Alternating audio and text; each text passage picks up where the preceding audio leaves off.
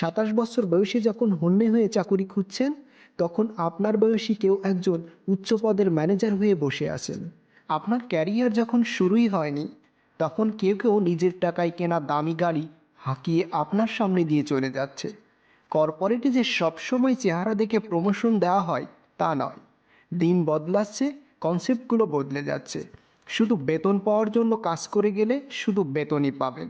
কথা হলো, কেন এমন হয়? সবচেয়ে ভালোটি সবচাইতে ভালোভাবে করে কিভাবে? কিছু ব্যাপার এক্ষেত্রে কাজ করে, তার দু একটি বলবো আজ। আর হ্যাঁ, আপনি যদি এখনও জীবন পরিবর্তনের বার্তা চ্যানেলটি সাবস্ক্রাইব না করে থাকেন, তাহলে এখনই সাবস্ক্রাইব করে নিন, যেন পরবর্তীতে মোটিভেশনাল, ইন্সপিরেশনাল এবং বিখ্যাত ব্যক্তিদের জীবনীর সংক্ষিপ্ত ভিডিওগুলো নিয়মিত পেয়ে যেতে পারেন। প্রথমেই আসে পরিশ্রমের ব্যাপারটা। যারা আপনার চাইতে এগিয়ে, তারা আপনার চাইতে বেশি পরিশ্রমী, এটা মেনে নিন। ঘুমানোর আনন্দ আর ভোর দেখার আনন্দ একসাথে পাওয়া যায় না। শুধু পরিশ্রম করে গেলেই সব হয় না। তাই যদি হতো, তবে গাধা হতো বনের রাজা। শুধু পরিশ্রম করা নয়, এর পুরস্কার পাওয়াটাও বড় কথা। Only your result or rewarded is not your efforts. আপনি এক্সট্রা আওয়ার না খাটলে এক্সট্রা মাইল এগিয়ে থাকবেন কিভাবে? সবার দিনই তো 24 ঘন্টা। আমার বন্ধুকে দেখেছি, অন্যরা যখন ঘুমিয়ে থাকে তখন সে রাত জেগে আউটসোর্সিং করে। ও রাত জাগার সুবিধা তো পাবেই। আপনি বাড়তি কী করলেন সেটা ঠিক করে দেবে আপনি বাড়তি কী পাবেন। আপনি ভিন্ন কিছু করতে না পারলে আপনি ভিন্ন কিছু পাবেন না। বিল গেটস রাতারাতি বিল গেটস হয়ে যায়নি। শুধু ভার্সিটি ড্রপ আউট হলেই স্টিভ জবস কিংবা জুকারবার্গ হওয়া যায় না।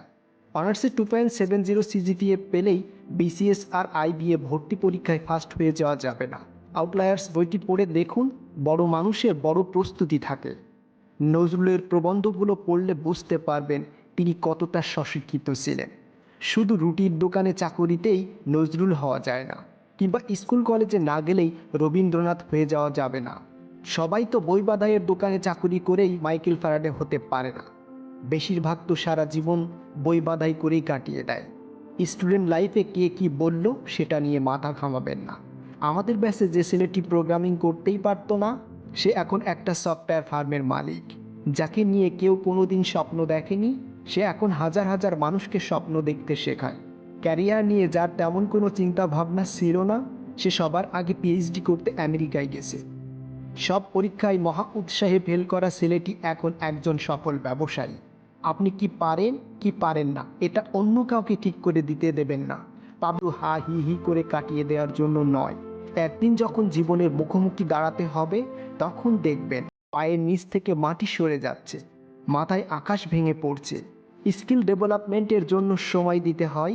এসব একদিনে কিংবা রাতারাতি হয় না। আপনার মতো হতে হলে কি করতে হবে? আমি আপনার মতো হতে চাই। এ কথাগুলো আমি প্রায়ই শুনে থাকি। আমি বলি, অসম্ভব পরিশ্রম করতে হবে। No shortcut.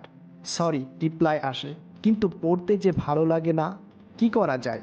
এর উত্তরটা একটু ভিন্নভাবে দেয়। আপনি যখন স্কুল কলেজে পড়তেন, তখন যে সময়ে আপনার ফার্স্ট বয় বন্ধুটি পড়ার টেবিলে মুখ থুবড়ে পড়ে থাকতো, সে সময় আপনি গার্লস স্কুলের সামনে গিয়ে দাঁড়িয়ে থাকতেন।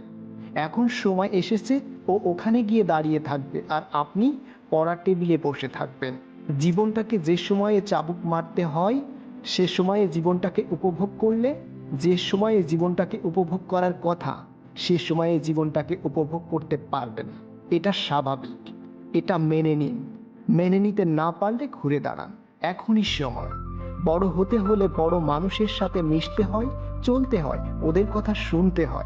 এক্ষেত্রে